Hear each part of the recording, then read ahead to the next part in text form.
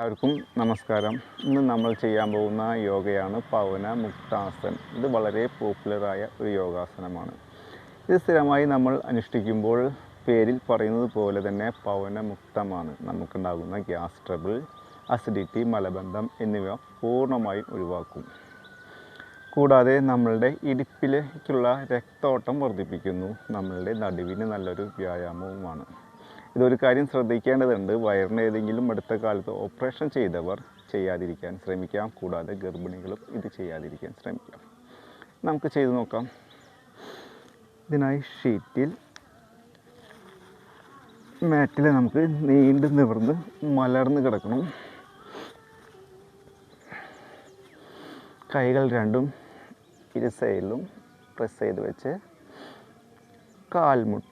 ഒരു കാൽമുട്ട് മടക്കി വെച്ച് കൈകൾ കൊണ്ട് കോർത്ത് പിടിക്കാം.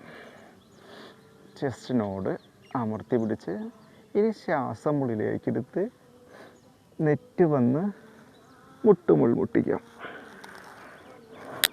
ഈ അവസ്ഥയിൽ ശ്വാസം 1:2 ക്രമത്തിൽ ശ്വസിച്ചുകൊണ്ടിരിക്കാം. ഒരു 6 റൗണ്ടെങ്കിലും. 6 റൗണ്ട് കഴിഞ്ഞാൽ ശ്വാസം വിട്ടുകൊണ്ട് ശിരസ് പ്രതലത്തിൽ വയ്ക്കാം. കാല് നിവർത്തി വയ്ക്കാം. ഇനി ഇതേപോലെ തന്നെ അടുത്ത കാലും പിടിക്കാം. കൈകൾ കോർത്ത് പിടിച്ച് നെഞ്ചിനോട് ചേർത്ത് പിടിക്കാം. ശ്വാസം ഉള്ളിലോട്ടെടുത്ത് നെറ്റ് വന്ന് മുട്ടുമുൾ മുട്ടിക്കാം. ഇവിടെയും ഒരു 6 റൗണ്ട് 1:2 ക്രമത്തിൽ ശ്വസിച്ചുകൊണ്ടിരിക്കാം.